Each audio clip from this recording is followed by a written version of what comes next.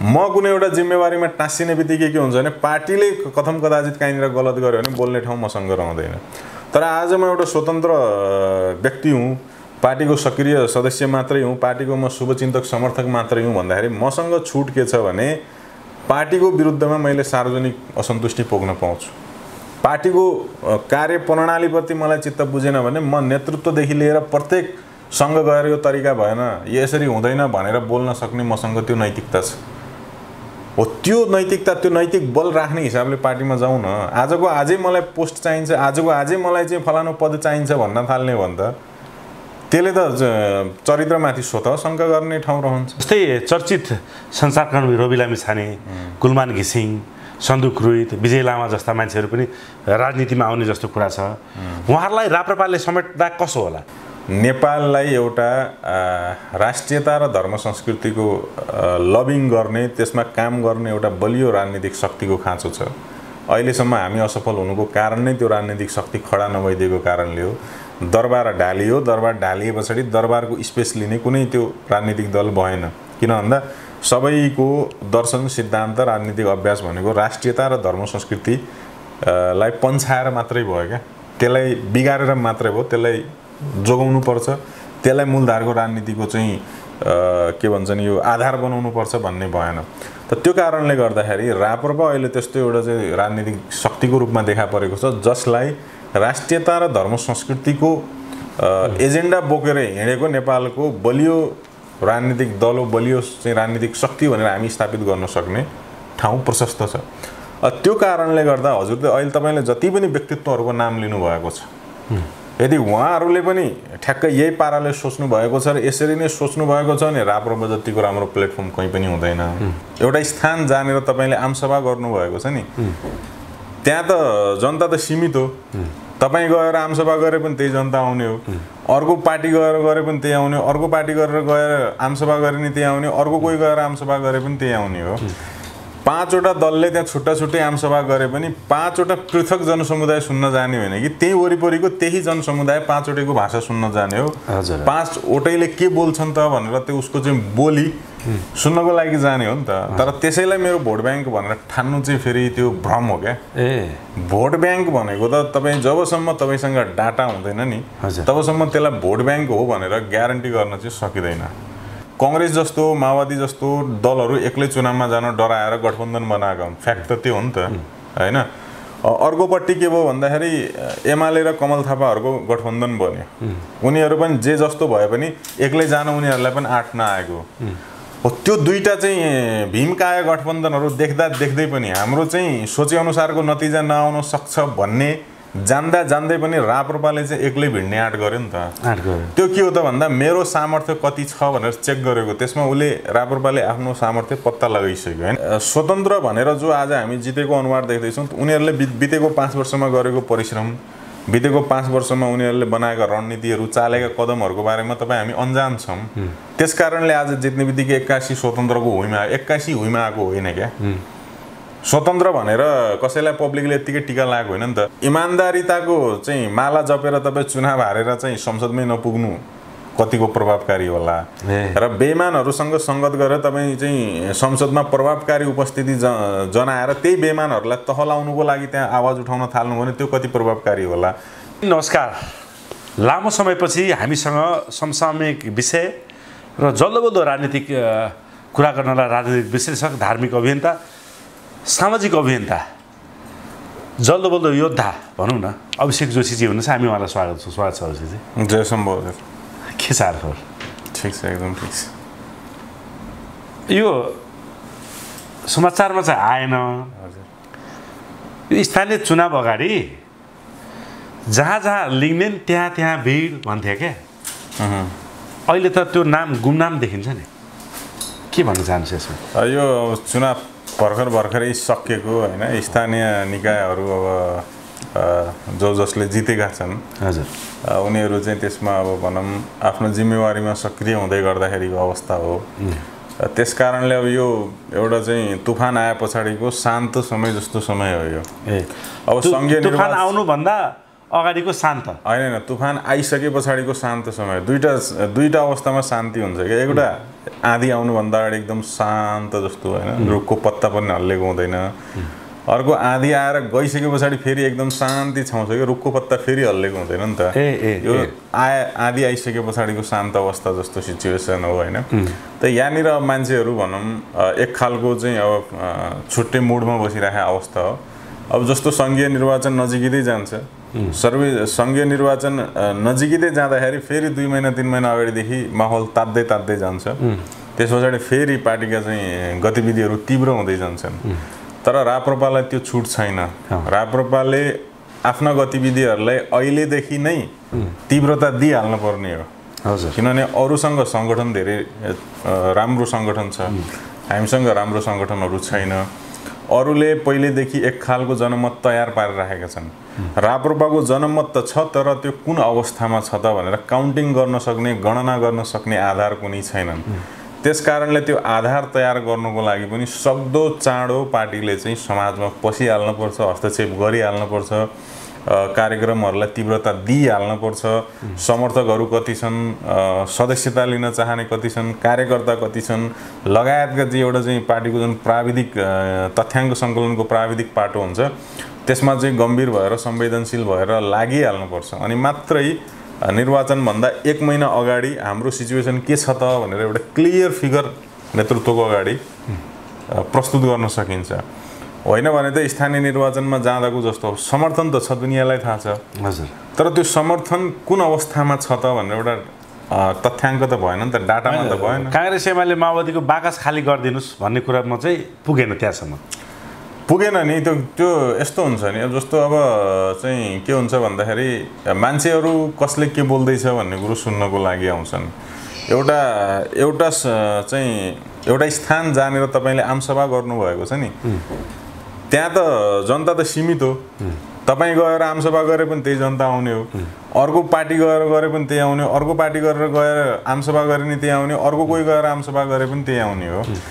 5वटा दलले त्यहाँ छुट्टा छुट्टै आमसभा गरे पनि 5वटा पृथक जनसमुदाय सुन्न जाने होइन कि त्यही वरिपरिको त्यही जनसमुदाय 5वटैको भाषा सुन्न जाने हो। 5वटैले के बोल्छन् त भनेर त्यो उसको चाहिँ बोली सुन्नको लागि जाने हो नि त। तर त्यसैलाई मेरो भोट ब्याङ्क भनेर ठान्नु चाहिँ फेरि त्यो भ्रम हो क्या। भोट ब्याङ्क भनेको त तपाईँ जबसम्म तपाईँसँग डाटा हुँदैन नि तबसम्म त्यसलाई भोट ब्याङ्क हो भनेर ग्यारेन्टी गर्न चाहिँ सकिँदैन। तर डाटा चाहिँ एकदम महत्त्वपूर्ण भएको हुनाले डाटामा फोकस हुनु पऱ्यो क्या। ओके, यो स्थानीय चुनावमा नि अधिकांश ठाउँमा चाहिँ विशेष गरी वडा अध्यक्षहरू, कति ठाउँमा मेयरहरू पनि को उम्मेदवारहरूले साठगाँठ गरेर राप्रपाका साथीहरूले चाहिँ मत चाहिँ उनीहरूलाई दिएर के पैसामा बिके भन्ने कुरा पनि प्रचार प्रसार भएको छ। सीमित ठाउँमा त्यस्तो, सीमित ठाउँमा फेरि यस्ता तपाईँले भनेका जस्ता समाचारहरू आए, भोग्न पर्यो होइन। त्यो पार्टीको सङ्गठन नहुँदाखेरि, उम्मेदवारहरूसँग आत्मविश्वास नहुँदाखेरि, कार्यकर्ताहरूमा त्यो खालको एउटा दृढ सङ्कल्प नहुँदाखेरिको परिणाम हो। तर सँगसँगै फेरि के पनि भएको छ भन्दाखेरि राप्रपा एक्लै निर्वाचनमा भिडिराख्दाखेरि एकातिर गठबन्धनको शक्ति, अर्कोतिर एमालेको शक्तिले गर्दाखेरि जित्नुपर्ने कतिपय पालिकाहरू, जित्नुपर्ने कतिपय वडाहरूमा झिनो मतान्तरले हार्नु पर्ने अवस्था पनि छ। धेरै जस्तो ठाउँ त्यस्तो आयो है, धेरै ठाउँहरूमा। जुन अहिले हामी यो 4 लाख प्लस राप्रपाको मत भनेर देखाइरहेका छौँ नि, यो त भनेको अर्ग्यानिक भोट हो। अर्ग्यानिक भोट हो। यदि राप्रपा गठबन्धनमा गएको भए, राप्रपाले तालमेल गरेको भए, मेयर, उपमेयर, वडाध्यक्षहरूमा भागबन्डाको राजनीतिमा गएको भए यो 4 लाख प्लस चाहिँ 8 लाख प्लसमा जान सक्ने प्रशस्त आधारहरू छन्। झिनो मत कहीँ 100 मतले हारेको छ, कहीँ 50 मतले हारेको छ, कहीँ 1000 मतले हारेको छ, कहीँ 2000 मतले हारेको छ। त्यो के हो त भन्दाखेरि एउटा राजनीतिक दलसँग गठबन्धन गर्ने बित्तिकै जित्न सक्ने अवस्था हो। तर पार्टीले त्यो गरेन। पार्टीले चाहिँ यसपालि आफ्नो क्षमता हेरौँ न त भनेर एउटा रिस्क उठाएको। त्यसमा गर्व गर्नुहुन्छ? त्यो त गर्व गर्ने कुरा हो नि। नत्र कांग्रेस जस्तो राजनीतिक दल एक्लै हैन, सत्तामा आएर लुट्नकै लागि गठबन्धनको नाममा जनतालाई झुक्ने काम राप्रपाले गरेन। त्यो गरेन। यसमा दुईटा पाटोहरू हुन्छ। एउटा अघि कुरामा जाउँ। एउटा चाहिँ के हो भन्दाखेरि कांग्रेस जस्तो, माओवादी जस्तो दलहरू एक्लै चुनावमा जान डराएर गठबन्धन बनाएको हुन्। फ्याक्ट त त्यो हो नि त, हैन? अर्कोपट्टि के भयो भन्दाखेरि एमाले र कमल थापाहरूको गठबन्धन बन्यो। उनीहरू पनि जे जस्तो भए पनि एक्लै जान उनीहरूलाई पनि आँट नआएको। हो त्यो दुईटा चाहिँ भीमकाय गठबन्धनहरू देख्दै पनि हाम्रो चाहिँ सोचेअनुसारको नतिजा नआउन सक्छ भन्ने जान्दै पनि राप्रपाले चाहिँ एक्लै भिड्ने आँट गर्यो नि त। त्यो के हो त भन्दा मेरो सामर्थ्य कति छ भनेर चेक गरेको, त्यसमा उसले राप्रपाले आफ्नो सामर्थ्य पत्ता लगाइसक्यो हैन। अब यो सामर्थ्यलाई बढाउने र सङ्घीय निर्वाचनमा के कति गर्न सकिन्छ, कसरी गर्न सकिन्छ, कोसँग मिलेर गर्न सकिन्छ भन्ने विषय अब एउटा अध्ययनको, अनुसन्धानको र निष्कर्षमा पुग्ने पाटो रह्यो। अर्को पाटो के हो त भन्दा जस्तो यो लुट्ने कि सेवा गर्ने भन्ने विषय हुन्छ। जस्तो मैले भने नि केही ठाउँहरूमा पालिका प्रमुखमा गठबन्धनमा गइदिएको भए राप्रपाले जित्ने आधारहरू थिए हैन। त्यो हुँदाखेरि के हुन्थ्यो त भन्दा 5 वर्ष त राप्रपाको मेयर हुन्थ्यो, त 5 वर्ष त उसले जनसेवा गर्ने थियो नि त। भनेपछि गठबन्धनमा नजाँदा त्यहाँबाट चुक्यो के हो, 5 वर्ष चुक्नु पर्यो, सेवा गर्नबाट वञ्चित हुनु पर्यो।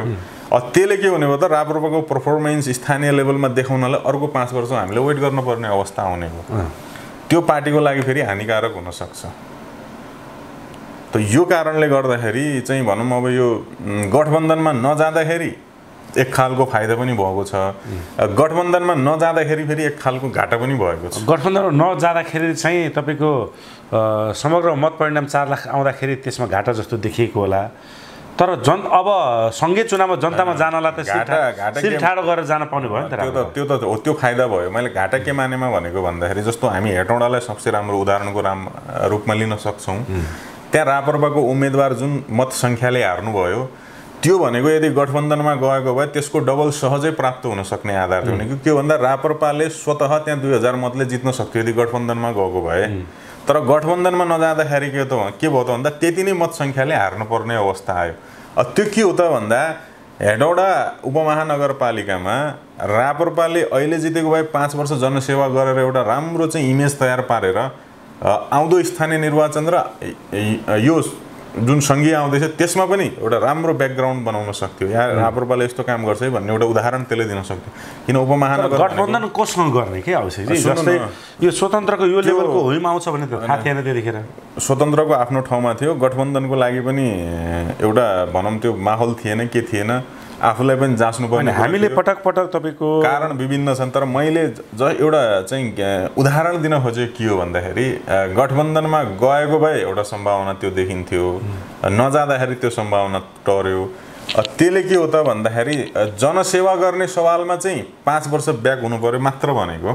उसरी भन्ने हो भने त एउटा चाहिँ निर्वाचनसँग नडराएर, परिणामसँग नडराएर एक्लै युद्धमा होमिनु भनेको त त्यो साहस त राप्रपा बाहेक अरूले गरेको त देखिएन परम्परागत राजनीतिक शक्तिहरू।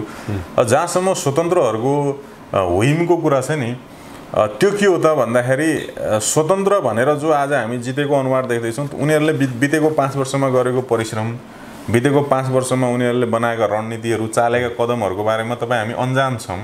त्यसकारणले आज जित्ने बित्तिकै 81 स्वतन्त्रको होइमा आयो। 81 होइमा आएको होइन क्या। स्वतन्त्र भनेर कसैलाई पब्लिकले यत्तिकै टिका लागेको होइन नि त। उनीहरूले बितेको 5 वर्ष या बितेको 10 वर्ष या बितेको चाहिँ 15 वर्ष जनतालाई रिझाउने गरी भित्रभित्र कामहरू गरेका थिए, भित्रभित्र उनीहरू सक्रिय थिए। स्वतन्त्रहरूलाई त यो जनताको नो भोट पनि स्वतन्त्रलाई पर्यो भन्ने छ नि, चर्चित व्यक्तिहरूले बोलेका छन्। यो नो भोट भन्ने कुरा वाहियात कुरा हो होइन। यो नो भोट भन्ने कुरा, चुनाव बहिष्कार भन्ने कुरा, यी कुराहरू भनेका के हो भन्दा यो एउटा फ्रस्ट्रेसन मात्रै हो, समस्याको समाधान होइन नि त। र पब्लिकले यहाँको एक खालको पब्लिकले स्वतन्त्रहरूलाई मन परायो, त्यसमा दुविधा पनि होइन। फेरि अर्को राजनीतिक असन्तुष्टिहरूले भूमिका खेलेको छ, त्यो पनि प्रष्ट कुरा हो। अर्को फेरि जो स्वतन्त्र जितेका उम्मेदवारहरू छन् अधिकांश कस्तो छन् भन्दाखेरि बितेको 5 वर्षदेखि या बितेको 10 वर्षदेखि त्यही समाजमा, त्यही समाजका चाहिँ समुदायहरूसँग उनीहरू चाहिँ सहकार्य गरिरहेका छन्। ती समुदायहरूसँग एउटा परिचय स्थापित गरेर बसेका छन्, त्यहाँका समस्याहरूको लागि लडेका छन्, बोलेका छन् होइन। विभिन्न प्रकारका सेवा गरेर सामाजिक सक्रियता देखाएर एउटा माहौल उनीहरूले तयार पारेका थिए। त्यसको आधारमा जितेर आएका स्वतन्त्रहरू एक थरी छन्। अर्को थरी स्वतन्त्रहरू कस्तो छन् त भन्दाखेरि राजनीतिक दलमा थिए, टिकट पाएनन्, तर उनीहरूको पछाडि एउटा ठुलो जनसमर्थन थियो। त्यसो हुँदाखेरि उनीहरू बागी उम्मेदवार जस्तो भए, स्वतन्त्र रूपले उठे जिते, त्यस्तो खालको स्वतन्त्रहरू छन्। तर एकाएक कुनै काम नगरिकन, कुनै राजनीतिक इमेज नबनाइकन एकाएक म स्वतन्त्र उम्मेदवार हुँ भनेर सिधै चुनावमा चाहिँ गएका मान्छे त सीमित छन् हेर्नुहोस्, त्यसले त त्यसरी त जितेको होइन नि त। त्यसकारण स्वतन्त्रको अनुहार देखाएर मात्र हुँदैन, उनीहरूको योगदानलाई पनि हेर्नुपर्छ क्या। त्यो ठुलो योगदान गरेका छैन। राजनीतिक दलको तुलनामा व्यक्तिको योगदान हाबी भएको कारणले स्वतन्त्रले जित्यो। योगदानै नगरी घरमा सुतिरहेको भए त के स्वतन्त्र भनेर कसैले भोट दिने अवस्था त थिएन। भने अर्थ यहाँले चाहिँ गठबन्धन नगरेर वास्तवमा 2-4-10वटा सिट बढ्न सक्थ्यो त्यो स्थानीय चुनावमा। कतै आउने सङ्घीय चुनावमा चाहिँ गठबन्धन गर्ने कि भन्ने सुझाव सल्लाह वा त्यो सोच त होइन नि तपाईँको? म त सल्लाह दिन्छु किनभने राजनीति भनेको सामदाम दण्डभेदको खेल हो। यहाँ के हुन्छ भने तपाईँले इमान्दार भएर काम गर्छु भन्नको लागि बेइमानहरूसँग सङ्गत गर्नुपर्ने अवस्था हुन्छ, गर्नुपर्छ। तपाईँ नपुगिकन त्यो निर्णायक ठाउँमा तपाईँ नपुगिकन सुधार नहुने अवस्था छ। बेइमानहरूले तपाईँलाई काम गर्ने ठाउँको पोजिसन दिए भनेर तपाईँले गठबन्धन गर्नुहुन्छ। त्यसमा यस्तो हुन्छ नि, के अरे इमान्दारिताको चाहिँ माला जपेर तपाईँ चुनाव हारेर चाहिँ संसदमै नपुग्नु कतिको प्रभावकारी होला र बेइमानहरूसँग सङ्गत गरेर तपाईँ चाहिँ संसदमा प्रभावकारी उपस्थिति जनाएर त्यही बेइमानहरूलाई तहलाउनुको लागि त्यहाँ आवाज उठाउन थाल्नु भने त्यो कति प्रभावकारी होला भन्ने विषयलाई चाहिँ हामीले क्यालकुलेसन गर्नुपर्छ। हेर्नुहोस्, किनभने निर्णायक ठाउँमा तपाईँ नपुगिकन यहाँ त तपाईँले केही पनि चेन्जेसहरू ल्याउन सक्नुहुन्न। पब्लिक पनि कस्तो भइसक्यो भन्दा यिनीहरू बोल्ने मात्रै हुन्, गरेर देखाउँदैनन् भन्छ। त गरेर देखाउनलाई पनि गरेर देखाउने ठाउँमा पुग्नुपर्ने बाध्यता छ। त्यो ठाउँमा तपाईँलाई एक्लै पुग्न गाह्रो भइरहेको हुनाले बेइमानहरूलाई भर्याङ बनाएर सिँढी बनाएर यदि जान सकिन्छ भने त्यसमा कन्जुसी गर्नु हुँदैन, त्यसमा चाहिँ पछाडि हट्नु हुँदैन चाहिँ म भन्छु क्या। त्यही त अब पार्टीले के गर्ला कस्तो गर्ला पार्टीको होइन यसो छ। अब तपाईँहरूको राजेन्द्र लिङ्गदेनजीले चाहिँ पटक पटक अब त्यही पार्टीहरूमाथि आक्षेप लगाइराख्दाखेरि भ्रष्टाचारी भनेर होइन, देश बिगारे भनेर, केही गरेनन् भनेर लगाइराख्दाखेरि त्यही पार्टीहरूसँग चाहिँ कसरी गठबन्धन गर्ने भन्ने कुराहरू पनि सवाल उठ्न सक्छन्। यो नैतिक राजनीति गर्दाखेरि तपाईँले भनेको जस्तो कुरा हो, तर नेपालमा नैतिक राजनीति कतैबाट भएको छैन। जस्तो हामी गठबन्धनलाई नै हेरौँ, आज जो गठबन्धनमा भएका दलहरू छन्, बाबुराम भट्टराईले कङ्ग्रेसलाई कति गाली गरेका छन्, तर आज लाज पचाएर त्यही कङ्ग्रेसको चाहिँ खुट्टा ढोगेर बस्ने बाध्यतामा बाबुराम भट्टराई छन्। प्रचण्डले अब कङ्ग्रेस सक्यो मैले काङ्ग्रेस सिद्धाइदिएँ भनेर पोहोर वाम गठबन्धनमा गएर बोलेको कुरा आज आफ्नो पार्टी जोगाउन त्यही चाहिँ कङ्ग्रेसको खुट्टा ढोग्नुपर्ने अवस्थामा प्रचण्डजी पुग्नुभयो। हिजो केपी ओली जस्तो महान नेता कोही छैन भनेर प्रचण्डजी बोलेको, आज केपी ओली जस्तो खत्तम नेता कोही छैन भने त्यही प्रचण्डजी बोल्दै हुनुहुन्छ र पनि जनताले पचाइरहेछ। ताली पिट्नेले पिटेका छन्, भोट दिनेले दिएका छन्, जय जयकार गर्नेले गरेका छन्, प्रचण्डलाई राजनेता देख्नेले देखेका छन्, प्रचण्डलाई बाउ भन्नेले बाउ भन्न छोडेका छैनन्।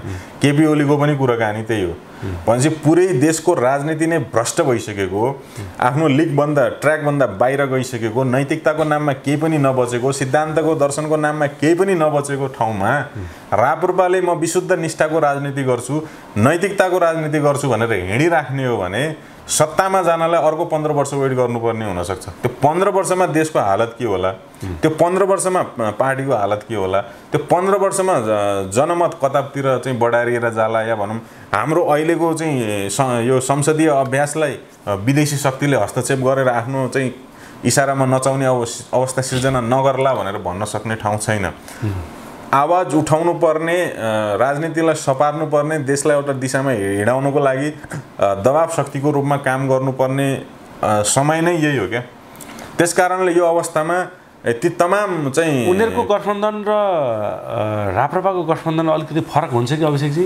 किनभने उनीहरू सबै काङ्ग्रेस एमाले माओवादी मधेसवादी जति पनि दल छन् उनीहरूले गणतन्त्रलाई स्वीकारेर गठबन्धन गरेछन्, भले एकअर्कालाई गाली गरून्। तर राप्रपाले त सङ्घीय लोकतान्त्रिक गणतन्त्र उखालेर फालेर राजासहितको प्रजातन्त्रको एजेन्डा बोकेको छ नि। त्यो सवालमा चाहिँ ती पार्टीहरूले धोका दिँदैनन् भन्ने, गठबन्धन गरेर पनि धोका दिए भने चाहिँ के गर्ने त?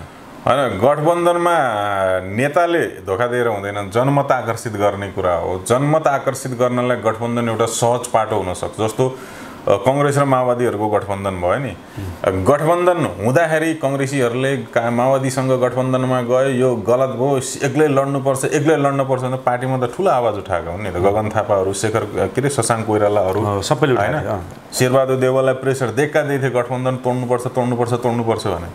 तर अन्तिम अवस्थामा जब चुनावमा जानुपर्ने अवस्था आयो फेरि त्यही नेताहरूको बोली परिवर्तन भयो। के भन्न थाले त भन्दाखेरि होइन पार्टीको हितमा छ गर्नुपर्छ, गठबन्धनमा गइसकेपछि एकअर्कालाई धोका दिनुहुन्न, चाहिँ गगन थापा नै जो हिजो माओवादीसँग गठबन्धनको विरोध गर्दै थिए त्यही गगन थापा 1 महिना पछाडि हैसिया हतौडाको टोपी लाएर चाहिँ चुनाव भोट माग्दै हिँड्नु भनेपछि के हो त भन्दाखेरि यहाँ तपाईँ हामीले जुन निष्ठाको कुरा गर्दैछौँ नि त्यो कुराहरू छैन। अनि जहाँसम्म यो गणतान्त्रिक व्यवस्था, यसको संविधान, यसको निर्वाचन हैन, यो चाहिँ एजेन्डागत हिसाबले पनि नमिल्ने भन्ने कुरा छ। यो 36 सालमा जुन जन्म सङ्ग्रह भयो निर्दलीय कि बहुदलीय भनेर, त्यो निर्दलीयले जित्यो हैन। निर्दलीयले जित्दाखेरि त्यसमा पनि कांग्रेस कम्युनिस्टहरूले त भाग लिएका हुन्थ्यो चुनावमा।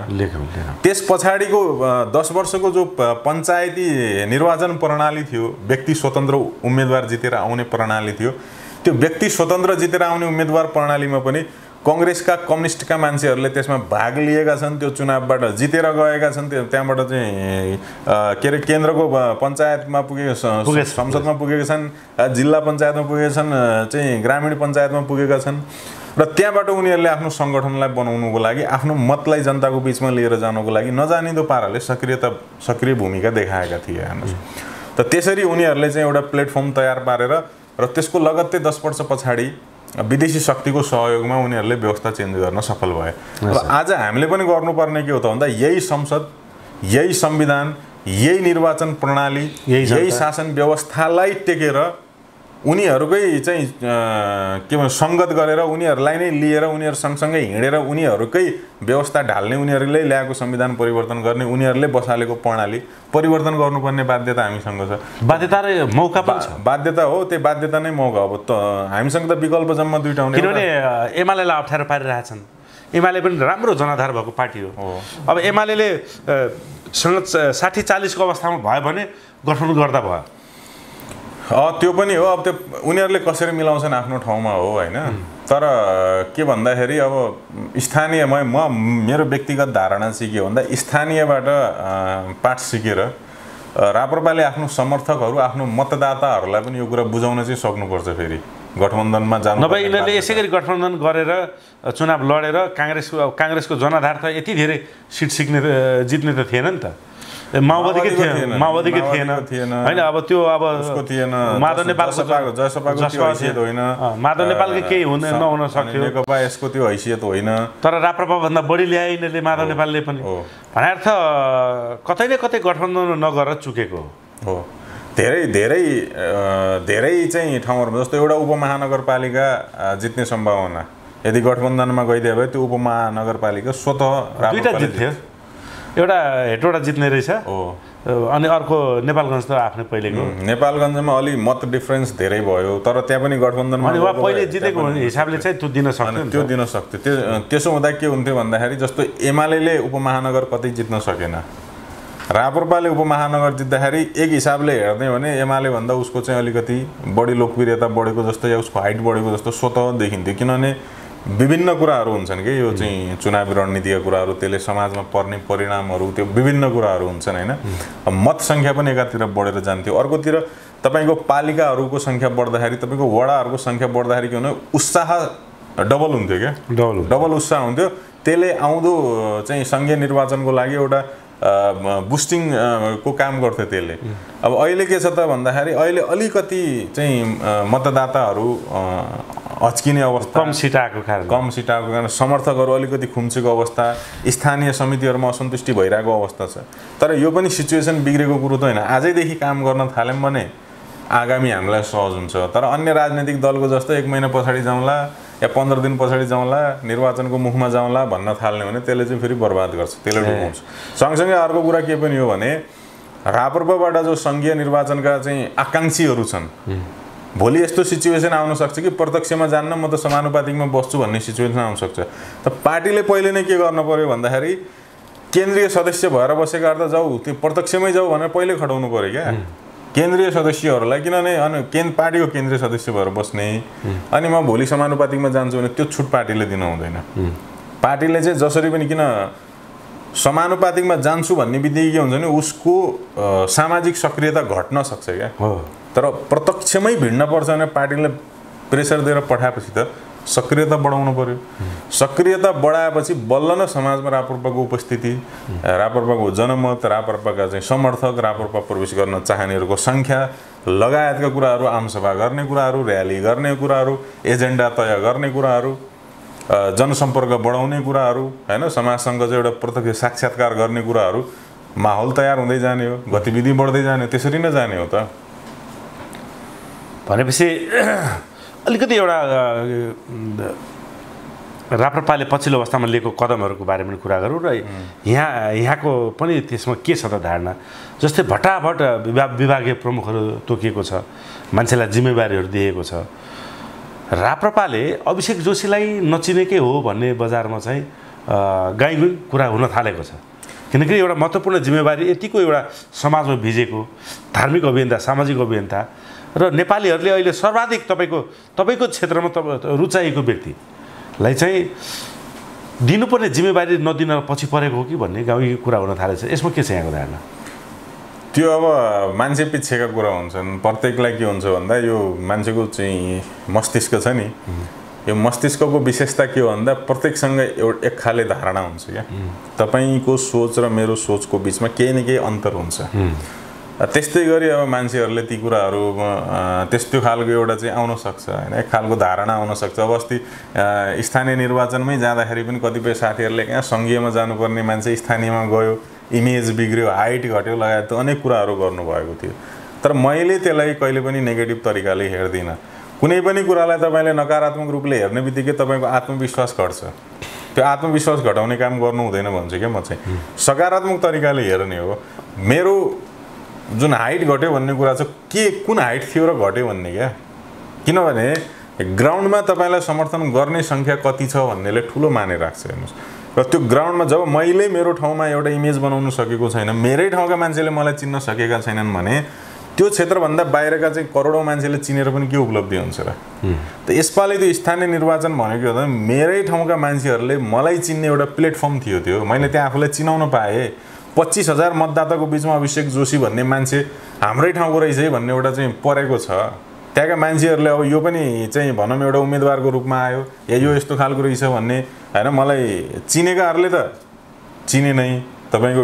भिडियोहरू हेर्छौँ तपाईँको अभिव्यक्ति राम्रो लाग्छ भन्ने कुरा आयो जसले मलाई चिनेका थिएनन् उनीहरू पनि फेसबुकमा खोज्न थाले युट्युबमा खोज्न थाले त्यसले गर्दा के हो त नचिनेका मान्छेहरूको बिचमा जाँदाखेरि उनीहरूले पनि मेरो चाहिँ परिचय पाए त्यो त मेरो लागि प्लस पोइन्ट हो नि त त्यही भएर अब प्रत्येक कुराको दुईटा पाटाहरू हुन्छन् हैन नेगेटिभ र पोजिटिभ दुईटै हुन्छ तर नेगेटिभमा अल्झिन थाल्यो भने मान्छे बर्बादै हो त्यसपछि त्यसको जिन्दगी त खेर गयो भने पनि हुन्छ सकारात्मकतातिर हरेक चिजलाई हेर्नुपर्छ त मैले सकारात्मक पाटोलाई बढी फोकस गर्छु हैन यो विषयमा पनि के हो त भन्दा पार्टीले नचिनेको या उ गरेको यो गरेको त्यो गरेको भन्नुभन्दा पनि म आफैलाई चाहिँ राजनीतिक जिम्मेवारीमा त्यति चासो छैन खास भन्ने भने अहिले पनि मलाई कुनै त्यो राजनीतिक जिम्मेवारी लिन पर्छ भने म जिम्मेवारी नलिएर काम गर्न रुचाउने मान्छे खासमा त्यो जिम्मेवारी एउटा बोझ जस्तो लाग्छ क्या स्वतन्त्र ढङ्गले हिँड्न पाए पो त्यो चाहिँ एउटा आफ्नो चाहिँ जनताले जिम्मेवारी लिएर चाहिँ अभिषेकले काम गरोस् भन्न चाहेका छन् भने जनताको चाहना पनि त पुरा गर्नु कर्तव्य हो नि एउटा राजनेताले त्यो यस्तो त्यसमा अब त्यो चाहिँ ती भविष्यका कुराहरू हुन् हैन त्यो मलाई चाहिँ भविष्य त आफैले बनाउने हो नि भविष्य भनेको यो कस्तो हुन्छ भने यी अनागतका कुराहरू हेर्नुहोस् हैन कतिपय कुराहरू के हुन्छ भने तपाईँ हामीले चाहेर तपाईँ हामीले कल्पना गरेर ती कुराहरू सम्भव हुँदैनन् कतिपय कुरा समयले निर्धारण गरेका कुराहरू हुन्छन् समयले निर्धारण गरेका कुराहरू समय नआइकन त्यसको औचित्य पुरा हुँदैन त्यसको औचित्य त्यसको अर्थ पनि लाग्दैन जतिसुकै कोसिस गर्नुस् जतिसुकै हातखुट्टा चलाउनुस् जतिसुकै आफूलाई उफार्नुस् समय नआइकन महत्त्वपूर्ण जिम्मेवारी नदिँदा तपाईँ दुखी हुनुहुन्न त्यो सरकारको कुरै होइन पार्टीले मलाई जिम्मेवारी दिएन भनेर यदि कोही खुम्चिन्छ भने त्यसले के गर्छ जिम्मेवारी राप्रपा पार्टीलाई म आग्रह गर्छु आदरणीय राजेन्द्र लिङ्गदेनजीलाई पनि यतिको समाजमा भिजेको जनस्तरमा भिजेको र दीर्घकालीन राजनीतिमा विश्वास गर्ने व्यक्तिहरूलाई चाहिँ चिनोस् चैत्य बतासमा उडिराख्ने उडन तस्तरीहरूलाई विश्वास गरेर त्यो पार्टी कहिले पनि कहीँ पुग्दैन यो चाहिँ म मेरो चुनौतीको साथ तपाईँहरूलाई भन्दछु मैले बोली काटेँ यहाँ अभिषेकजीको किनभने राम्रा मान्छे तपाईँहरूले पनि चिन्न सक्नु भएन भने तपाईँहरूबाट चाहिँ देशले र जनताले आशा के गर्ने यो प्रश्न वीर गोर्खाली परिवार र मनोज सापकोटाले तपाईँहरूलाई लाउँछ हाम्रो त कुनै एउटा साइनो छैन बस राजेन्द्र लिङ्गदेनजी देश र जनताको लागि चाहिँ राजनेता हो जननेता हो उनको नेतृत्वमा अब आउने सरकार 2/3 सरकार बन्नुपर्छ भनेर अहोरात्र मरेर खटेर लागेको यो वीर गोर्खाली परिवार हो, मनोज सापकोटा हो। तर जहाँ गल्ती हुँदैछ, गल्ती गरिँदैछ, त्यहाँ निधाएको आँखा खोल्ने कर्तव्य हाम्रो पनि हो। त्यसकारण यसमा अन्यथा नलिनु होला। मैले उहाँले नदिए पनि केही फरक पर्दैन, म गर्छु भन्नु उहाँको मान्यता हो। तर उहाँलाई देश बनाउन सदुपयोग गर्नलाई चुक्नु चाहिँ फेरि राप्रपाको मूर्खाइ हुन्छ भन्ने मेरो निष्कर्ष छ। कृपया मैले चाहिँ यसमा के भन्न चाहेको भन्दाखेरि कतिपय कुराहरू छन् जुन कुराहरू चाहिँ राप्रपाको चाहिँ जिम्मेवार पदको अधिकारी नबनिकन गर्न सकिन्छ। विभिन्न कुराहरू छन्। हेर्नु, समाजमा यस्तो खालको एउटा वितृष्णा, एउटा घृणा चाहिँ समाजमा फैलाइएको छ राजनीतिको नाममा। त्यसलाई चिर्नको लागि गैर राजनीतिक चरित्र बोकेर जानुपर्ने आवश्यकता छ। जस्तो तपाईँको म एउटा उदाहरण दिन चाहन्छु। अहिले मेरो दिमागमा आएको, पृथ्वीनारायण शाहले नेपाल असली हिन्दुस्तान रहेछ भनेर एउटा अभिव्यक्ति दिनुभएको छ दिव्य उपदेशमा। तर यो देशका आफूलाई घागडान विद्वान भन्ने, जातीय नस्लीय घृणाको राजनीतिमा फँसेकाहरूले त्यसलाई चाहिँ कसरी चाहिँ व्याख्या गरेका छन् भने, पृथ्वीनारायण शाहले नेपाललाई हिन्दू राष्ट्र बनाउनुको लागि नेपालमा रहेका हिन्दू बाहेकका धर्मावलम्बीहरूलाई दबाउने काम गर्यो, जातीय छुवाछुत लाद्ने काम गर्यो, अन्य भाषाभाषीहरूलाई लखेट्ने काम गर्यो, अन्य धर्म संस्कृतिहरू मास्ने काम गर्यो, उनीहरूका लिपि जलाउने काम गर्यो, शास्त्र जलाउने काम गर्यो, जातीय नरसंहार गर्ने काम गर्यो भनेर हल्ला पिटेका छन्। हेर्नुहोस्, वास्तवमा पृथ्वीनारायण शाहले नेपाल असली हिन्दुस्तान रहेछ किन भन्नुभएको भन्दा त्यसका जम्मा दुईटा कारणहरू छन्।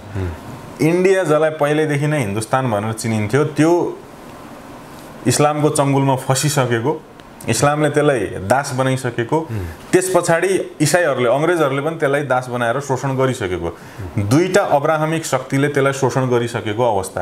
तर नेपालको पक्षमा चाहिँ दुईटै अब्राहमिक शक्तिले यहाँ पाइला टेक्न नसकेको। पादरीहरूलाई पनि उनले लखेटे, इसाईबाट पनि देश मुक्त भयो, र मुगलहरूले यहाँ पाइला टेक्न सकेनन्, मुगलहरूबाट पनि यो मुक्त थियो।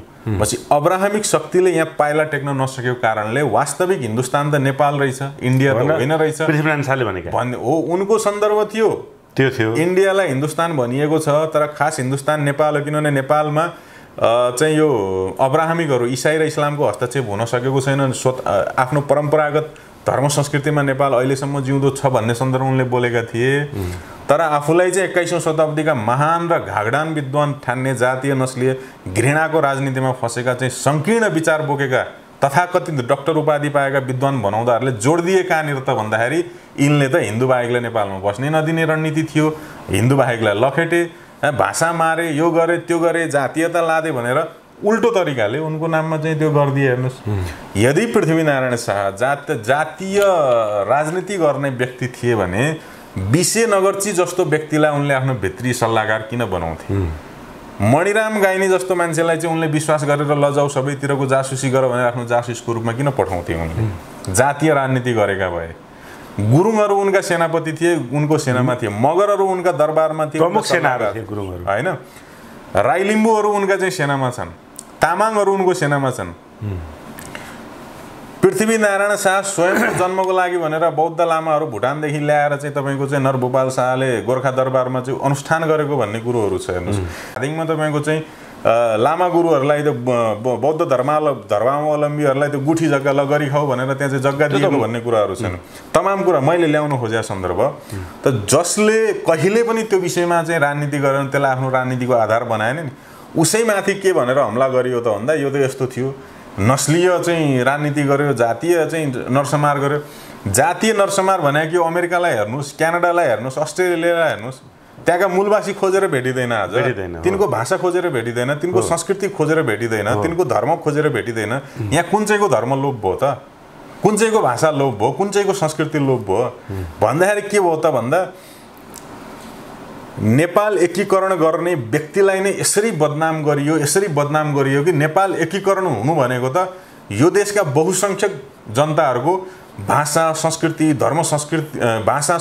धर्म परम्परा उनीहरूका शास्त्रहरू लोप हुनु हो भन्ने पारिदियो। त यी कुराहरू के हुन् त भन्दा यी कुराहरू राजनीतिक दलभन्दा बाहिर बसेर समाजलाई सिकाउनु पर्ने, बुझाउनु पर्ने कुराहरू हुन्। त्यसै गरी पछिल्लोचोटि के हल्ला फैलाइँदैछ, हिन्दू राष्ट्र बन्यो भने त यहाँ त बुद्धिस्टलाई बसी खान दिँदैन, किराँतलाई बसी खान दिँदैन, बोनलाई बसी खान दिँदैन भनेर हल्ला फैलाइया पर्चा गरिरहेछन्। तर राप्रपाले वास्तवमा भनेको हिन्दू राष्ट्र के हो त भन्दा किराँतको संरक्षण हुनुपर्छ, बुद्धिस्टको संरक्षण हुनुपर्छ, बोनको संरक्षण हुनुपर्छ, त्यो टाइपको हिन्दू राष्ट्रको उसले कुरा गरेर हो नि त। अब यहाँ षड्यन्त्र के हो त भन्दाखेरि यदि राप्रपाको हिन्दू राष्ट्रको कन्सेप्ट अन्तर्गत बुद्धिस्टहरू, किराँतहरू, बोनहरूले सपोर्ट गरिदिए भने भोलि संविधानमा त्यही अनुसारको व्यवस्था आउँछ। संविधानमा त्यही अनुसारको व्यवस्था आयो भने त यहाँ त धर्म संस्कृति मास्न लागि परेका एनजिओ आइएनजिओले पालेका दलले दलालहरूको त बिजनेस चल्दैन, दोकान चल्दैन, त्यो त बन्द गर्नुपर्ने हुन्छ। अनि त्यो भएर के नै बुद्धिस्टहरूलाई उचालौँ, बोनहरूलाई उचालौँ, किराँतहरूलाई उचालौँ भनेर उचालेका छन्। त्यसमा फेरि आगोमा घिउ थप्ने काम हाम्रा गुरुहरूले पनि गरेका छन्। अब हाम्रा गुरुहरू के भनिदिनुहुन्छ भन्दाखेरि हिन्दू राष्ट्र हिन्दू धर्मभित्रै बुद्धहरू पनि पर्छ, हिन्दूभित्रै किराँत पनि पर्छ, हिन्दूभित्रै बोन पनि पर्छ भनेर आगोमा घिउ थप्ने काम हाम्रा गुरुहरू गरिदिन्छन्। तर आजको समयमा के हो त भन्दा हिन्दूभित्र बुद्ध पर्छ कि पर्दैन भन्ने बहस होइन क्या। बुद्ध धर्मको आफ्नो एउटा स्वतन्त्र छवि छ, हिन्दूको आफ्नो स्वतन्त्र छवि छ, किराँतको आफ्नो स्वतन्त्र छवि छ, बोनको आफ्नो स्वतन्त्र छवि छ। त्यही चारवटैको स्वतन्त्र छविलाई एक ठाउँमा ल्याउने कसरी, यी चारवटैका धर्मगुरुहरू एक ठाउँमा बस्ने कसरी, यी चारवटैका जो साझा कुराहरू छन्, साझा तीर्थस्थल छन्, साझा चाडपर्वहरू छन्, साझा चाहिँ दिनहरू छन्, औँसी पूर्णेका कुराहरू छन्, साझा परम्पराहरू छन्, साझा संस्कृतिहरू छन्, तिनको अध्ययन गरेर हामी सबै नाम फरक भए पनि हाम्रो चाहिँ साझा अभ्यास, साझा धार्मिक स्थलहरू, साझा चाहिँ परम्पराहरू, साझा दिनहरू भएको हुनाले हामी चाहिँ एउटा चाहिँ परिवार हौँ भन्ने माहौल तयार पारेर त्यसैलाई संविधानमा प्रतिनिधित्व कसरी गराउने, त्यसैलाई संसदमा प्रतिनिधित्व कसरी गराउने भन्ने दिशामा जानुपर्ने हो नि त। त्यसको लागि पनि यहाँ अलिकति भनौँ अब बुद्धि नपुगे हो कि जस्तो भइरहेको छ। त्यो सपार्न पनि गैर राजनीतिक चरित्र बोक्नुपर्ने छ। अनि अर्को कुरो के भने राप्रपाले पनि यो कुरा समाजलाई बुझाउन सक्नु पर्यो। जस्तो धार्मिक व्यक्तित्वहरूलाई राजनीतिमा संसदमा पुर्याउँछु भन्नु पर्यो क्या, बुद्ध गुरुहरूलाई संसदमा लान्छु भन्नु पर्यो, किराँत गुरुहरूलाई संसदमा लान्छु भन्नु पर्यो, बोन गुरुहरूलाई संसदमा लान्छु भन्नु पर्यो, हिन्दू गुरुहरूलाई संसदमा लान्छु भन्नु, अनि को त्यहाँ धर्मको बहस हुन्छ त। आज तामाङको डम्फुमा क्रुस बनाउँदाखेरि पनि संसदमा आवाज उठाउने कोही छैन। साकेलाको चाहिँ लोक भाकामा जिजसको गुणगान गाउँदाखेरि पनि संसदमा विरोध गर्ने कोही छैन। अब हिन्दूको त कुरै छोडिदिउँ होइन, जति आक्रमण हिन्दूमाथि भइरहेछ अलिअलि आवाज उठिरहनु हो त। भनेपछि संसदमा धर्म संस्कृतिको पक्षमा आवाज उठाउने धर्मगुरुहरूको उपस्थिति नभइदिएको कारणले गर्दाखेरि पनि धर्म संस्कृतिको विषयमा राज्य चाहिँ लापरवाह बनिरहेको अवस्था छ। त राप्रपाले त कन्भिन्स गर्न सक्नु पर्यो क्या, लामा गुरुहरू, किराँत गुरुहरू, बोन गुरुहरू, धर्मगुरुहरू, के अरे हिन्दू गुरुहरू एक-एकजना भए पनि म 4 जना चाहिँ उपस्थित गराउँछु भन्नु पर्यो। त्यो टाइपको माहौल बनाउनु पर्यो। त्यसरी न भ्रम चिर्न सकिने हो त। अन्तमा अब के गर्दाखेरि चाहिँ राप्रपाले सङ्घीय चुनावमा एउटा महत्त्वपूर्ण पोजिसन स्थान हासिल गर्न सक्ला त? यही स्थानीय जस्तै अवस्था आयो भने त एजेन्डा र यो समयले त भोलि कहिले उठ्न नसक्ने गरी थन्काइदिन्छ भनेर पनि भन्छन् क्या मान्छेहरू। होइन, उसको अब पार्टीको एउटा आफ्नो खालको प्लानिङहरू होला होइन। मैले देखेको कुरा चाहिँ के हो भन्दाखेरि पहिलो कुरा त देशैभरिको सङ्गठनको अवस्था के छ त्यसको सारा रिपोर्ट लिएर त्यस पछाडि सङ्गठन बलियो बनाउनुतिर लाग्नु पर्यो। दोस्रो कुरा राप्रपाको आफैले जित्न सक्ने ठाउँहरू कतिवटा छन् त्यो तपाईहरुको संगठन विभाग प्रमुख छन् नि, तुरुन्तै आइडेन्टिफाई गर्नु पर्यो। तिमीहरु को हो र जम्मा 5 जना त तिमीहरुको सदस्य छैन भन्छन् अरे। यो रिसाको कुरो होइन, यो यथार्थ कुरा हो। धवल शमशेरजीले पाउनु भएको छैन संगठन विभाग प्रमुख। कुनै पनि सङ्घ संस्थाहरू मिल्ने र उसले पार्टीलाई सघाउने कुरा गरेर आउँछ भने तपाईको एउटा डेभलपमेन्ट कुराहरू हुन सक्छन् के। तर तिमीहरु के हो र 5 जना त छैन, तिमीहरुलाई पद कहाँ दिन सकिन्छ भन्ने जस्तो प्रवृत्ति भएको व्यक्तिलाई संगठन विभागको जिम्मेवारी दिँदाखेरि संगठन बलियो होला त? यसमा दुई पक्षको कुराकानी के भयो भन्ने कुरो नबुझिकन टीका टिप्पणी गर्न मिल्दैन। हैन मानु न, ल म गए जस्तो मैले के भयो जस्तै एउटा राम्रै शक्ति आर्जन गरेको धार्मिक संस्थालाई पनि त्यो भनिएको कुराहरू आयो, प्रमाणसहित बोले हो मैले। वीर गोर्खाली परिवारले राप्रपा माथि नै लान्छना लाउने काम त पक्कै पनि नगर्ला नि, यति त विश्वास छ। तर सुधारिने मौका दिनु हाम्रो कर्तव्य हो हैन। एकजना व्यक्ति नै आयो, उसले पदै माग्यो, तर उसलाई सम्झाउने तरिका हुन्छ नि। जब त एक्लो छ तँलाई यो पद किन दिने, यो खालको कुराले सङ्गठन बल्यो होला त होइन। त्यो एकैचोटि पहिलो भेटघाटमै पहिलो कुराकानीमै उहाँले त्यस्तो खालको अभिव्यक्ति दिनुभयो जस्तो मलाई लाग्दैन। पहिलो कुरा। दोस्रो कुरा के हो भन्दा डिमान्ड गर्नेले पनि कस्तो खालको शब्दावली प्रयोग गर्यो भन्ने कुरा हुन्छ होइन। किनभने दुई पक्षले कुराकानी गर्दाखेरि एउटा पक्ष चाहिँ एकदमै नम्र भएर बोलिरहेछ, अर्को पक्ष एकाएक उग्र भयो भन्ने कुरा चाहिँ हुँदैन। किनभने धवल शमशेरजी पनि एउटा राजनीतिक चाहिँ के भन्छन् चरित्र बोकेर हिँड्नु भएको व्यक्ति हो, उहाँलाई पनि सबै कुराहरू थाहा छ है। कतिपयको के हुन्छ भन्दाखेरि कतिपयको चाहिँ सिधै मलाई फलानु पद दिने कि नदिने भन्ने खालको हुन्छ। र पार्टीको एउटा आफ्नो परम्पराहरू हुन्छ, पार्टीको एउटा आफ्नो अभ्यासहरू हुन्छ। हिजोको दिनमा पदहरू खाली हुँदाखेरि आउनुहोस् न त भनेर आह्वान गर्दा नहुने, आज पार्टीका चाहिँ पदहरू चाहिँ परिपूर्ति हुँदै गए, भरिँदै गएपछि तपाईँ भरिसकेको अवस्थामा ल मलाई पनि थोपर भन्न थाल्नुभयो भने त्यसले राम्रो नतिजा के भन्छन् राम्रो के भन्छ यो उदाहरणको रूपमा त्यो राम्रो नजिरको रूपमा त्यो बस्दैन क्या। यदि साँच्चीकै समर्थनै गर्न चाहेको हो भने त म पद लिन्न भन्ने हिसाबले पनि त बार्गेनिङ गर्न सक्नु पर्यो। तपाईँ जसै गरी एउटा आँट त गर्नु पर्यो नि। किनभने म अहिले कुन पोजिसनमा छु भने मलाई कुनै जिम्मेवारी छैन। पदै चाहियो भन्ने आयो र सामाजिक मान्छे भयो भने पनि तेरो कतिजना छ त 5 जना त छैनस्, त्यो त नभए केही फरक पर्दैन पनि त भन्नु भएन नि। होइन त्यही त भनेको। अब त माग्नेले कुन तरिकाले माग्यो त्यो एकजनाले होइन। जस्तै बालकृष्ण न्यौपानेले पनि यो कुरा बोलेको छन्, मिडियामै बोल्नु भएको छ, डाक्टर भण्डारीहरूले बोलेका छन्। तपाईँको धेरै बडा यो कुरा आएरै मैले भनेको हो कि यसरी त राष्ट्रवादीहरू जसले एउटै मुद्दा बोकेका छन्, तपाईँ भोलि यो देश हाँक्छु भन्नेले त्यही मुद्दामा हिँड्नेहरूको मन जित्ने प्रयास पनि त गर्न सक्नु पर्यो नि। यहाँ त अब पार्टीको नामै चेन्ज गर्नुपर्छ। पार्टीलाई चाहिँ के अरे यो के भन्छन् 2 अध्यक्ष या 3 अध्यक्षको पदमा लिएर जानुपर्छ, सामूहिक नेतृत्वमा लिएर जानुपर्छ, होइन भने हामी आउँदैनौँ भन्ने लगायतका विभिन्न खालका प्रस्तावहरू पार्टीमा आएका भन्ने मैले पनि सुनेको छु। के हुन्छ त भन्दाखेरि वार्ता गर्ने टिमसँग एउटा चाहिँ वार्ताको चाहिँ आधार उनीहरूले पोइन्ट वाइज फिक्स गरेका हुन्छन्, त्यसअनुसार टेबलमा बसेर कुराकानीहरू हुन्छ। हेर्नुहोस् होइन, 1 चरणमा भएन, 2 चरणमा भएन, 3 चरणमा भएन, ल अहिलेको लागि यसलाई स्थगित गरौँ भनेर त्यो ब्रेक गरिएको हुन्छ। त्यस पछाडि फेरि कसैलाई व्यक्तिगत स्वार्थ प्रतिपूर्ति गर्नलाई फोनमा बार्गेनिङका कुराहरू आउन थाल्छन्। त्यो फोन मार्फत गरिने जुन बार्गेनिङहरू हुन्छ नि त्यो के हो त भन्दा त्यो राम्रो नियतले गरिएको बार्गेनिङ होइन। यदि तपाईँ वास्तवमै योगदान दिन चाहनुहुन्छ भने 4 चोटि 5 चोटि तपाईँको टिमसहितको वार्ता बस्दाखेरि निष्कर्षमा नजाने, अनि त्यस पछाडि तपाईँ छुट्टै चाहिँ व्यक्तिगत हिसाबले डिल गर्न जाने भने त्यो प्रवृत्ति त सुहाउँदो प्रवृत्ति हुँदैन। त्यस्तो प्रवृत्तिलाई राप्रपाले चाहिँ प्रोत्साहन दिन थाल्यो भने भोलि त्यो त राप्रपाको लागि घातक भइदिन सक्छ। त्यस कारणले कतिपय अवस्थामा के हुन्छ भने पार्टीको एउटा चाहिँ छवि जोगाउनुको लागि पनि कठोर जवाब दिनुपर्ने बाध्यताहरू हुन्छन्।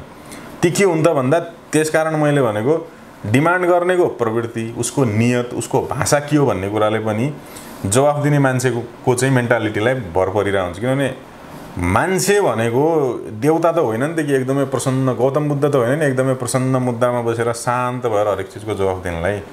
तपाईँ दिनभरि विभिन्न काममा चाहिँ गइराख्नु भएको छ, तपाईँ इन्गेज हुनुभएको छ, तपाईँ त्यसमा चाहिँ व्यस्त भएको छ, तपाईँको दिमाग एक खालको प्रेसरमा परेको छ। मैले तपाईँलाई फोन गरेर मनुजी तपाईँ मलाई फलानु पद दिने कि नदिने भनेर ठाडो तपाईँसँग मैले कुरा गर्न थालेँ भने स्वतः तपाईँको टेम्पर हाई हुन्छ नै। यहाँको कुरामा मलाई ठिक छ। सुन यी माने राख्ने कुराहरू होइनन्।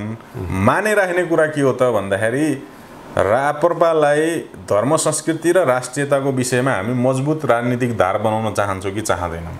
यदि चाहन्छौँ भने त्यही अनुसारले यसलाई चाहिँ आजको भोलि नै म चेन्ज गर्न सक्छु भन्ने हिसाबले होइन कि 4 वर्ष 5 वर्षबाट जुन अधिवेशन आउँदैछ त्यसबाट म यसलाई चेन्ज गर्छु, तर त्यतिन्जेल यहाँभित्र एउटा बहस छेड्छु र यसलाई प्रेसर गर्छु, यसलाई चाहिँ संस्कृति, धर्म संस्कृति र राष्ट्रियताको विषयमा चुक्न दिन्न भन्ने एउटा त्यो बोकेर आउनु पर्यो। होइन भने राप्रपालाई काउन्टर दिनको लागि या राप्रपालाई साइजमा राख्नको लागि अर्को एउटा चाहिँ त्यस्तै खालको राजनीतिक शक्ति निर्माण हुनु पर्यो। त्यही अभ्यासहरू भएको देखियो। सफल भइँदैन। कुरा के भयो भने नि तपाईँ एउटा संस्थाको सङ्गठन विभाग प्रमुख, तपाईँको सङ्गठनै छैन, जिम्मेवारी कसले लिने? त्यही दुर्व्यवहारले गर्दा सङ्गठन नबने हो कि होइन? होइन, त्यो काठमाडौँभित्रका कुरा हो। हेर्नुहोस्, काठमाडौँभित्र यहाँ अब धेरैहरूका प्रवृत्ति हामीले पनि देखाएको छौँ, धेरै मान्छेहरू हामीले पनि चिनेका छौँ होइन। यी भन्ने कुराहरू हुन्, मलाई यस्तो जवाफ दियो या हाम्रो सङ्गठनलाई यस्तो खालको रेस्पोन्स गर्यो लगायतका भन्ने कुराहरू हुन्। त्यो अब एउटा चाहिँ आफ्नो ठाउँमा छ, ती कुराहरू छन्। प्रवृत्ति त गर्न सक्यो। प्रवृत्ति कस्तो छ भने प्रवृत्ति स्वार्थ बोकेर हिँड्ने छ। त्यो स्वार्थ नबोकौँ भन्ने कुरा हो कि मैले स्वार्थ बोकेर पार्टीमा गएँ भने पार्टीको मान्छेले पनि स्वार्थ बोकेरै मसँग कुरोकानी गर्ने। अनि भोलि गलत भइरहेको ठाउँमा यो गलत हुँदैछ भनेर बोल्ने नैतिकता मसँग हुँदैन। आज म जुन पोजिसनमा तपाईँलाई लागि जिम्मेवारी कुरो गर्नुभयो नि, म कुनै एउटा जिम्मेवारीमा टाँसिने बित्तिकै के हुन्छ भने पार्टीले कथम कदाचित कहीँनिर गलत गर्यो भने बोल्ने ठाउँ मसँग रहँदैन। तर आज म एउटा स्वतन्त्र व्यक्ति हुँ, पार्टीको सक्रिय सदस्य मात्रै हुँ, पार्टीको म शुभचिन्तक समर्थक मात्रै हुँ भन्दाखेरि मसँग छुट के छ भने पार्टीको विरुद्धमा मैले सार्वजनिक असन्तुष्टि पोख्न पाउँछु। पार्टीको कार्य प्रणालीप्रति मलाई चित्त बुझेन भने म नेतृत्वदेखि लिएर प्रत्येकसँग गएर यो तरिका भएन, यसरी हुँदैन भनेर बोल्न सक्ने मसँग त्यो नैतिकता छ। हो त्यो नैतिकता, त्यो नैतिक बल राख्ने हिसाबले पार्टीमा जाउँ न। आजको आजै मलाई पोस्ट चाहिन्छ, आजको आजै मलाई चाहिँ फलानु पद चाहिन्छ भन्न थाल्ने हो भने त त्यसले त चरित्रमाथि स्वतः शङ्का गर्ने ठाउँ रहन्छ। यो पनि ठिक छ। जस्तै चर्चित सञ्चारकर्मी रवि लामिछाने, कुलमान घिसिङ, सन्दुक रुइत, विजय लामा जस्ता मान्छेहरू पनि राजनीतिमा आउने जस्तो कुरा छ। उहाँहरूलाई राप्रपाले समेट्दा कसो होला? त्यसमा चाहिँ बल कोसिस गरिरहेछ कि छैन? वा रवि लामिछाने जस्तो जनताले रुचाएका सञ्चारकर्मी राजनीतिमा आइराख्दाखेरि उनले रोज्नुपर्ने प्लेटफर्म भनेको राप्रपा हुन्छ कि स्वतन्त्र हुन्छ कि वा अन्य पार्टी हुन्छ? अब त्यो पार्टीको वार्ता कमिटी जुन छ, वार्ता कमिटीको संयोजकलाई सोध्ने प्रश्न हो, मलाई सोध्ने प्रश्न होइन। तपाईँको आफ्नो व्यक्तिगत धारणा राख्नु स्वतन्त्र। मैले हेर्दाखेरि मैले अघि पनि भने नेपाललाई एउटा राष्ट्रियता र धर्म संस्कृतिको लबिङ गर्ने, त्यसमा काम गर्ने एउटा बलियो राजनीतिक शक्तिको खाँचो छ। अहिलेसम्म हामी असफल हुनुको कारण नै त्यो राजनीतिक शक्ति खडा नभइदिएको कारणले हो। दरबार ढालियो, दरबार ढालिए पछाडि दरबारको स्पेस लिने कुनै त्यो राजनीतिक दल भएन। किन भन्दा सबैको दर्शन, सिद्धान्त, राजनीतिक अभ्यास भनेको राष्ट्रियता र धर्म संस्कृतिलाई पन्छाएर मात्रै भयो क्या, त्यसलाई बिगारेर मात्रै भयो, त्यसलाई जोगाउनु पर्छ, त्यसलाई मूलधारको राजनीतिको चाहिँ के भन्छन् यो आधार बनाउनु पर्छ भन्ने भएन। त त्यो कारणले गर्दाखेरि राप्रपा अहिले त्यस्तो एउटा चाहिँ राजनीतिक शक्तिको रूपमा देखा परेको छ जसलाई राष्ट्रियता र धर्म संस्कृतिको एजेन्डा बोकेर हिँडेको नेपालको बलियो राजनीतिक दल हो, बलियो चाहिँ राजनीतिक शक्ति भनेर हामी स्थापित गर्न सक्ने ठाउँ प्रशस्त छ। त्यो कारणले गर्दा हजुरले अहिले तपाईँले जति पनि व्यक्तित्वहरूको नाम लिनुभएको छ, यदि उहाँहरूले पनि ठ्याक्कै यही पाराले सोच्नु भएको छ र यसरी नै सोच्नु भएको छ भने राप्रपा जतिको राम्रो प्लेटफर्म कहीँ पनि हुँदैन होइन। राप्रपा पनि अन्य राजनीतिक दलहरू जस्तै हो, माओवादी जस्तै हो, कङ्ग्रेस जस्तै हो, एमाले जस्तै हो भन्ने यदि उहाँहरूको दृष्टिकोण हो भने त त्यस पछाडि उहाँहरू त स्योर पनि राप्रपामा आउनुहुन्न। र अर्को देखिएको चाहिँ यो प्रवृत्ति के हो त भन्दा हाम्रो यहाँको चाहिँ के भन्छन् यो अहिले स्वतन्त्र स्थानीयमा स्वतन्त्रहरूले जितेको हुनाले स्वतन्त्र लड्ने एउटा आँट धेरै मान्छेहरूमा पलाएको छ होइन। तर फेरि पहिलाको पुरानो हामीले ट्रेडिसनल अभ्यास हेऱ्यौँ भने कस्तो छ भन्दाखेरि जो नाम चलेका विद्वानहरू हुन्, अलिकति देशको लागि यसले गर्न सक्छ, राष्ट्रको लागि गर्न सक्छ भन्ने सम्भावना बोकेकाहरू हुन्, उनीहरूलाई पनि के लाग्दो रहेछ भने मेरो राजनीतिक भविष्य चाहिँ फलानु राजनीतिक दलमा सुरक्षित हुन्छ भनेर ती सिद्धान्त पनि नहेर्ने, प्रवृत्ति पनि नहेर्ने, के पनि नहेर्ने, छिर्दिने कि तिनीहरूको टिका लगाइदिने प्रवृत्ति रहेछ। अब त्यस्तै खालको चाहिँ प्रवृत्ति हो भने फेरि उहाँहरू त्यतैतिर पनि जान सक्नु होला। यदि देशलाई माया छ र यो देशको माटो जनताको पक्षमा काम गर्नु छ भने राप्रपा पनि आउनुपर्छ। राजनीतिक शक्ति यदि उहाँहरूले स्वीकार्नुहुन्छ भने राप्रपा नै विकल्पमा अरू अन्य छैन। राष्ट्रियता र धर्म संस्कृतिलाई राजनीतिक मुद्दा बनाएर रवि लामिछाने, कुलमान घिसिङ, सन्दुक रुइत, तपाईँको महावीर पुन, विजय लामा जस्ता जुन अहिले अब राजनीतिमा आउने सम्भावना देखिएको छ, त्यस्ता व्यक्तिहरूलाई चाहिँ कुनै शङ्का नगरी निसङ्कोच धरतीपुत्रको रूपमा उदाउँदै गरेको राजनेताको रूपमा जननेताको रूपमा उदाउँदै गरेका राजेन्द्र लिङ्गदेनले नेतृत्व गर्नुभएको राप्रपामा आउन सुझाव दिनुहुन्छ, सल्लाह दिनुहुन्छ। त्यही भनेको, नत्र राष्ट्रियता र धर्म संस्कृतिको वकालत गरिरहेको अर्को राजनीतिक दल कहाँ छ त हामी कहाँ? खडेरी नेपालमा राष्ट्रियता र धर्म संस्कृतिको वकालत गर्ने राजनीतिक दल नभएरै खडेरी पर्या हो। त्यसको परिपूर्ति गर्नको लागि राप्रपा खडा भएको छ। त्यसमा पनि राजेन्द्र लिङ्गदेन ज्यू जस्तो व्यक्तित्व खडा भएको छ। अब यो पनि पच्दैन भने पच्ने को त? पच्ने त एउटा अर्को चाहियो। त्यसकारण भनेको अब स्वतन्त्र लड्नुहुन्छ उहाँहरूको इच्छाको कुरो हो। हजुर, होइन, दलीय यदि उहाँहरूले दलमा विश्वास राख्नुहुन्छ भने त अहिले राजेन्द्र लिङ्गदेनज्यूले नेतृत्व गरेको राप्रपा बराबरको सुहाउँदो पार्टी उहाँहरूको लागि अरू को छ त?